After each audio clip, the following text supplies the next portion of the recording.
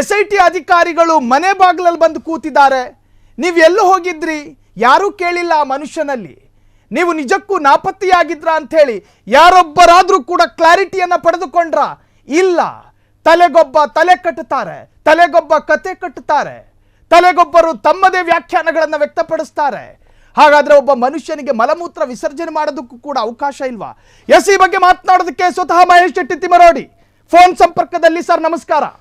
ನಮಸ್ತೆ ಸರ್. ನಮಸ್ತೆ ಸರ್. ವಿದೇಶದಿಂದ ಯಾವಾಗ ಬಂದ್ರಿ? ನೆನ್ನೆ ದಿನ ನೀವು ಉಜಿರೆಯಲ್ಲಿ ಇರ್ಲಿಲ್ವಂತೆ, ದುಬೈಗೋ ಯುರೋಪ್ ಕಂಟ್ರಿಗೋ ಹೋಗಿದ್ರೋ ಏನು? ಉಜಿರೆಯಲ್ಲಿ ಟಿವಿ ನೋಡ್ತಾ ಇದ್ದೆ, ಎಲ್ಲ ಟಿವಿಗಳನ್ನು ಸ್ವಲ್ಪ ನೋಡ್ತಾ ಇದ್ದೆ. ಎಲ್ಲ ಪಿ ನ್ಯೂಸ್ಗಳು ಬರ್ತಾ ಇದ್ವು. ಪಿ ನ್ಯೂಸ್ಗಳನ್ನು ನೋಡಿ ನೋಡಿ ನೋಡಿ ನೋಡಿ ನಗ್ತಿದ್ದೆ ನಾನು. ಇವ್ರಿಗೆಲ್ಲ ಹುಚ್ಚಿಡ್ತಿದ್ಯಾ? ಇವ್ರು ಯಾಕೆ ಇರುತ್ತೆ? ಏನು SIT ಟೀಮ್ ಬರೋದಕ್ಕಿಂತ ಮೊದ್ಲು ಇವ್ರದ್ದು ಪರಾರಿ ಅಂತ ಹೇಳಿ ಶುರು ಮಾಡ್ಲಿಕ್ಕಾಗಿದೆ. ನಮ್ಮ ಇಲ್ಲಿ ಬೆಳ್ತಂಗಡಿಯಲ್ಲಿ ಪರಾರಿ ಅಂತ ಹೇಳುವಂತ ಒಂದು ಊರಿದೆ, ಸೋಮಂದಡ್ಕದ ಹತ್ತಿರ. ನಾನೆಲ್ಲ ಅಲ್ಲಿ ಆದ್ರೂ ಹೋಗಿ ಕೂತಿದ್ದೇನೆ ಅಂತ ಹೇಳಿ ನಾನು ನೋಡ್ತಾ ಇದ್ದೆ, ಇದು ಪರಾರಿ ಅಂದ್ರೆ ಎಲ್ಲಿ ಅಂತ ಹೇಳಿ. ಮಾಧ್ಯಮ ತನ್ನ ಜವಾಬ್ದಾರಿಯನ್ನ ನಿಭಾಯಿಸಬೇಕು ಸರ್. ಹಾಗಾಗಿ ಮಾಧ್ಯಮಕ್ಕೊಂದು ಸಂದೇಹ ಬಂದಿರಬಹುದು. SIT ಅಧಿಕಾರಿಗಳು ಮನೆ ಬಾಗಿಲಿಗೆ ಬಂದಿದ್ದಾರೆ, ಮನೆ ಯಜಮಾನ ಕಾಣ್ತಾ ಇಲ್ವಲ್ಲ, ಆ ಸಂದೇಹದ ಮೇಲೆ ಹೇಳಿರ್ಬೋದಲ್ಲ. ಅಲ್ಲ, SIT ತನಿಖೆಗೆ ಬಂದಿರುವುದು ನಮ್ಗೆ ಯಾವುದೇ ರೀತಿಯ ಮಾಹಿತಿ ಇಲ್ಲ. SIT ಅವರು ಬಂದಿದ್ದಾರೆ ಯಾಕಂತ ಹೇಳಿದ್ರೆ, ಏನು ಧನಂಜಯ ಸರ್ ಅವರ ಟೀಮಿನಿಂದ ಏನೊಬ್ಬ ಅನಾಮಿಕ ಅಂತ ಹೇಳಿ ಬರ್ತಾ ಇದ್ದ, ಅವನನ್ನು ಉಳಿವಿಗೆ ನಾನು ಇಲ್ಲೇ ಇರ್ತೇನೆ ಅಂತ ಹೇಳಿದ, ನನ್ನ ಮನೆಯಲ್ಲಿ ಇರ್ತೇನೆ, ನನ್ಗೆ ರಕ್ಷಣೆ ಇಲ್ಲೇ ಬೇಕು ಅಂತ ಹೇಳಿ ಕೇಳಿದ್ದಕ್ಕೆ ಪೊಲೀಸ್ನವರು ಡೈಲಿ ಬಂದು ಬಿಟ್ಟು ಹೋಗ್ತಾ ಇದ್ರು. ಅವನಿಗೆ ಗನ್ಮ್ಯಾನ್ ಬರ್ತಾ ಇತ್ತು ಡೈಲಿ ಅಲ್ಲಿಗೆ ಉತ್ಖನನ ಜಾಗಕ್ಕೆ ಹೋಗುವಾಗ. ಇಲ್ಲಿ ಡೈಲಿ ಪೊಲೀಸ್ನವರು 3-4 ಸಲ ಬಂದು ಬುಕ್ ಇಟ್ಟು ಇಲ್ಲಿ ಪಾಯಿಂಟ್ ಮಾಡಿ ಒಂದು ಪಾಯಿಂಟ್ ಹಾಕಿದ್ದಾರೆ. ಇಲ್ಲಿ ರಾತ್ರಿ ಇಡೀ 2-2 ಗಂಟೆಗೆ ಒಂದ್ಸಲ ಬಂದು ಇಲ್ಲಿ ಸೈನ್ ಮಾಡಿ ಹೋಗ್ತಾ ಇದ್ರು ಅವನನ್ನು ಬಿಟ್ಟ ಮೇಲೆ. ಬೆಳಿಗ್ಗೆಯಿಂದ ಸಾಯಂಕಾಲ ತನಕ ಧರ್ಮಸ್ಥಳದ ಉತ್ಖನನ ಇದ್ರಲ್ಲಿ ಇರ್ತಿದ್ದ ಅವನು.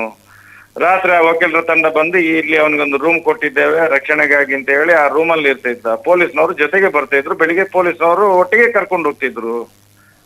ಅಲ್ಲಿ ಮಹೇಶ್ ಶೆಟ್ಟಿ ಅಲ್ಲಿ ನಾವು ಗುಪ್ತವಾಗಿ ಏನು ಗುಪ್ಚುಪ್ ಇಲ್ಲ, ಇದ್ರಲ್ಲಿ ಓಪನ್ ಟು ಆಲ್, ನಮ್ದು ತೆರೆದ ಪುಸ್ತಕ ನಮ್ದು. ಒಂದ್ ವೇಳೆ ನೋಟಿಸ್ ಕೊಟ್ಟಿದ್ದಿದ್ರೆ ಬಹುಶಃ ನಿಮಗೊಂದು ಸೂಚನೆ ಇರ್ತಿತ್ತೇನೋ. ನೋಟಿಸ್ ಕೂಡ ಕೊಟ್ಟಿರಲಿಲ್ಲ. ನೋಟಿಸ್ ನಮ್ಗೆ ಕೊಡ್ತಿದ್ರು ನೋಡಿ, ನಾವು ಕಾಯ್ತಾ ಇದ್ದೇವೆ. SIT ಅವರು ನಮ್ಗೆ ನೋಟಿಸ್ ಯಾವಾಗ ಕೊಡ್ತಾರೆ? ಬಕ ಪಕ್ಷಿಗಳಿಗೆ ಕಾಯ್ತಾ ಇದ್ದೇವೆ ನಾವು. ಸೌಜನ್ಯ ಹೋರಾಟಗಾರರಿಗೆ ಎಲ್ರಿಗೂ ನೋಟಿಸ್ ಕೊಡ್ಲಿ. SIT ಒಳ್ಳೆಯ ತನಿಖೆಯನ್ನು ಮಾಡ್ತಾ ಇದೆ. ಎಲ್ಲ ಅಧಿಕಾರಿಗಳ ಮೇಲೆ ನಮ್ಗೆ ನಂಬಿಕೆ ಇದೆ.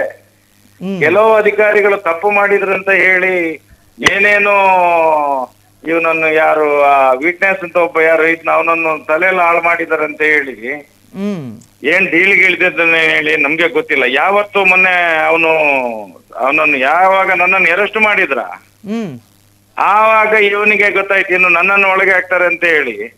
ಆವತ್ತೇ ನಿರ್ಧಾರ ಮಾಡಿರ್ಬೇಕು. ಅವನು ಅಲ್ಲಿ ತನಕ ಕರೆಕ್ಟ್ ಆಗಿದ್ದ.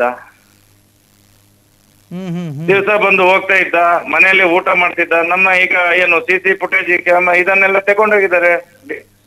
ಅದನ್ನ ನೋಡಿದ್ರೆ ಗೊತ್ತಾಗ್ತದೆ ಅದ್ರಲ್ಲಿ ಅವನ ಮನೆಯಲ್ಲಿ ಯಾವ ರೀತಿಯಲ್ಲಿ ಇದ್ದ. ನೆಂಟ್ರಾಗಿ ಇರ್ತಿದ್ದ ಅವನನ್ನು. ಸರ್, ಈಗ ನಿನ್ನೆ ದಿನ SIT ಅಧಿಕಾರಿಗಳು ನಿಮ್ಮ ಮನೆಗೆ ಬಂದ್ರು ಸರ್. ನೀವು ಈ ಗಣಪತಿ ಏನು ಅಲ್ಲಿ ಪ್ರತಿಷ್ಠಾಪನೆ ಆಗೋದಿದೆ, ಅದ್ರ ಸಿದ್ಧತೆಯಲ್ಲಿ ಇದೆ ಅನ್ನುವಂಥ ಮಾಹಿತಿ ಅಲ್ಲಿನ ಸ್ಥಳೀಯರು ನಮಗೆ ಕೊಟ್ರು.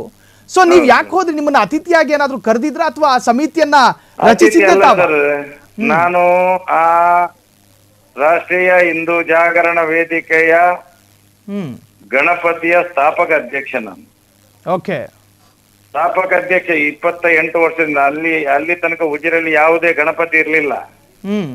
ಮೊನ್ನೆ ಯಾರೋ ಟಿವಿಯಲ್ಲಿ ಯಾರೋ ಮಾಡಿದ್ರಿಂದ ಅದನ್ನು ಹೊಡಿಲಿಕ್ಕೆ ನಾನು ಮಾಡಿದಂತ ಹೇಳಿದ್ರು. ಉಜಿರೆಯಲ್ಲಿ ಗಣಪತಿ ಸ್ಟಾರ್ಟ್ ಮಾಡಿದ್ದೆ ನಾನು. 28 ವರ್ಷ ಆಯ್ತು ಈಗ ಗಣಪತಿಗೆ ಇಡ್ಲಿಕ್ಕೆ ಸ್ಟಾರ್ಟ್ ಮಾಡಿ. ಅದ್ರ ಪೂರ್ವ ತಯಾರಿ. ನಿನ್ನೆ ಗೌರಿ ಪೂಜೆ ಇತ್ತು. ಗೌರಿ ಹಬ್ಬದ ದಿವಸ ಆದ್ರೂ ಯಾರು ಬರಬಾರ್ದು, ಇಂತ ಕೆಲಸ ಮಾಡ್ಲಿಕ್ಕೆ ಇಲ್ಲ. ಒಂದು ಗೌರಿ ಹಬ್ಬ ಅಂತ ಹೇಳಿದ್ರೆ ಹಬ್ಬಕ್ಕೆ ಒಂದು ಮಹತ್ವ ಇದೆ, ಗಣೇಶನಿಗೆ ಒಂದು ಮಹತ್ವ ಇದೆ. ಆದ್ರೂ ನಿನ್ನೆ ಬಂದಿದ್ದಾರೆ ಅಂತ ಹೇಳಿದ್ರೆ ನಾನು ಅವರು ಬರುವಾಗ ಇಲ್ಲಿ ಬರೋದು, ಜನರೆಲ್ಲ ಇಲ್ಲಿ ಬರೋದು, ಗಲಾಟೆ ಆಗುವುದು, ನಾವು SITಗೆ ತನಿಖೆಗೆ ಯಾವುದೇ ರೀತಿಯಲ್ಲಿ ಅಡ್ಡಿ ಆಗ್ಬಾರ್ದು ಅನ್ನುವಂತ ದೃಷ್ಟಿಯಲ್ಲಿ ನಾನು ಮನೆ ಬಿಟ್ಟು ಅಲ್ಲೇ ಹೋಗಿ ಚೌತಿ ಹತ್ರನೇ ನಮ್ದೇನೋ ಕೆಲಸ ಎಲ್ಲ ಬಾಕಿ ಇತ್ತು. ತುಂಬಾ ದಿನಗಳಿಂದ ಮೊನ್ನೆ ಎಲ್ಲ ಕೇಸ್ ಆಯ್ತು. ಸುಳ್ಳು ಕೇಸ್ ಮಾಡಿ ಅಲ್ಲಿ ಬ್ರಹ್ಮಾವರಕ್ಕೆ ಕರ್ಕೊಂಡು ಹೋಗಿ ಯಾವುದೇ ವಾರಂಟಿ ಇಲ್ಲದೆ ಜೈಲಿಗೆ ಹಾಕಿ ಏನೇನೋ ಮಾಡಿದ್ರು. ಅದನ್ನೆಲ್ಲ ನೋವನ್ನು ಮನಸ್ಸಲ್ಲಿ ಇಟ್ಕೊಂಡು ಯಾಕೆ ದೇವ್ರು ಈ ತರ ಮಾಡ್ತಾನಪ್ಪ, ಕಾಲದಲ್ಲೂ ಕೂಡ ಒಂದು ಈ ದೇಶದಲ್ಲಿ ಇನ್ನೂ ನ್ಯಾಯ ಸಿಗುದಿಲ್ವಾ?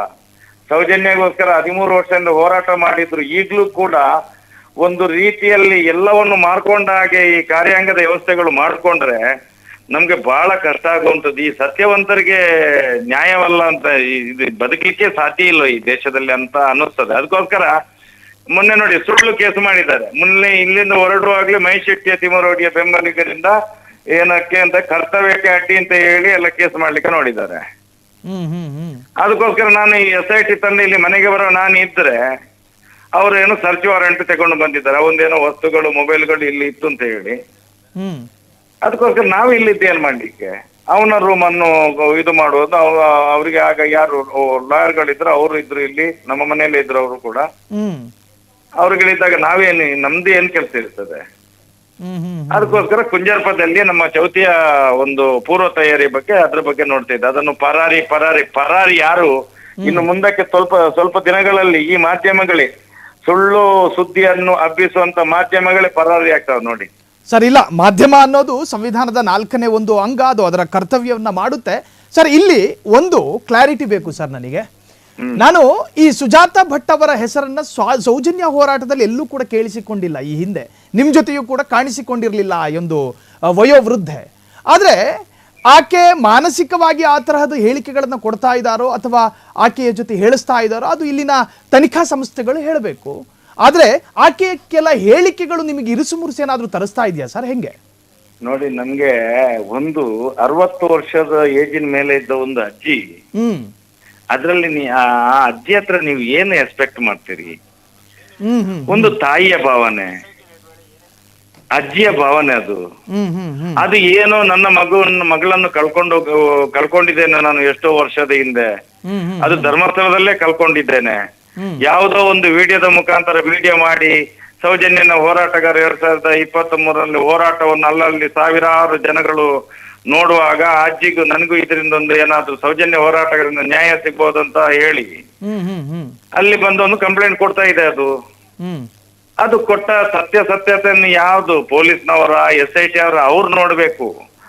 ಈ ಸುಳ್ಳು ಪಳ್ಳು ಈ ಮೀಡಿಯಾಗಳು ಹೋಗಿ ಅವರನ್ನು ತೇಜೋವಧೆ ಮಾಡಿ ಏನೇನು ಅವರನ್ನು ಗಿಂದಿಸಿ ಅವರ ಒಂದು ಇದನ್ನೇ ಹಾಳು ಮಾಡಿದ್ರೆ, ಒಂದು ತನಿಖೆ ದಿಕ್ಕನ್ನೇ ತಪ್ಪಿಸಿದ್ರೆ ಆ ಮುದುಕಿ ಏನು ಅಂತ ನಮ್ಗೆ ಗೊತ್ತಿಲ್ಲ. ನೋಡಿ, ಅವರು ಸಾಧಾರಣ SIT ಆಗೋದಕ್ಕಿಂತ ಎಷ್ಟು 1.5 ತಿಂಗಳ ಹಿಂದೆ ಅಂತ ನನಗೆ ಯಾರು ಹೇಳಿದ್ರು, ಬೆಂಗಳೂರಲ್ಲಿ ಬೆಳಿಗ್ಗೆ 4 ಗಂಟೆ ಹೊತ್ತಿಗೆ ಅವರು ಇದಕ್ಕೆ ಹೋಗುದಂತೆ, ಏನೋ ಸರ್ಬತ್ ಮಾಡ್ಲಿಕ್ಕೆ. ಕಷ್ಟದ ಕಾಲದ ನೈಸರ್ಗಿಕ ಅದು ಕೆಲಸ ಮಾಡಿ ತಿನ್ನುವಂತದ್ದು ಅಜ್ಜಿ. ನೈಸರ್ಗಿಕ ಸರ್ಬತ್ಗಳನ್ನು ಮಾಡಿ ಗಾರ್ಡನ್ ನಲ್ಲಿ ವಾಕಿಂಗ್ ಹೋಗುವವರಿಗೆಲ್ಲ ಹೋಗುವಂತದ್ದು. ಆಗ ಕೂಡ ಒಂದು ಬೈಕಿನಲ್ಲಿ ಹೊಡೆದು ಆ ತಾಯಿಯ ತಲೆ ಹೊಡೆದಿತ್ತಂತೆ, 12 ಸ್ಟಿಚ್ ಬಿದ್ದಿತ್ತು ಅಂತ ಹೇಳ್ತಾರೆ, ನನ್ಗೆ ಗೊತ್ತಿಲ್ಲ. ಮತ್ತೆ ನನ್ಗೆ ಯಾವ್ದೋ ಕಡೆಯಿಂದ ಅವರು ಇಲ್ಲಿಗೆ SITಗೆ ಕಂಪ್ಲೇಂಟ್ ಕೊಡ್ಲಿಕ್ಕೆ ಬರುವಾಗ ರಕ್ಷಣೆ ಸಿಗಬಹುದು ಅಂತ ಕೇಳಿದಕ್ಕೆ ನಾನು ಹೇಳಿದೆ, ನೀವು ಕಂಪ್ಲೇಂಟ್ ಕೊಟ್ಟು ಹೋಗೋ ತನಕ ನೀವು ಇಲ್ಲಿ ಇರ್ಬೋದು ಅಂತ ಮಾನ್ಯತೆ. ಅದು ಕ್ಷಣದ ಸುದ್ದಿಗಳಿಗಾಗಿ ಫ್ರೀಡಂ ಟಿವಿ ಸಬ್ಸ್ಕ್ರೈಬ್ ಮಾಡಿ, ಲೈಕ್ ಮಾಡಿ ಹಾಗೂ ಫಾಲೋ ಮಾಡಿ. ಹೊಸ ಸುದ್ದಿಗಳ ನೋಟಿಫಿಕೇಶನ್ಗಾಗಿ ಬೆಲ್ ಐಕಾನ್ ಮೇಲೆ ಕ್ಲಿಕ್ ಮಾಡಿ.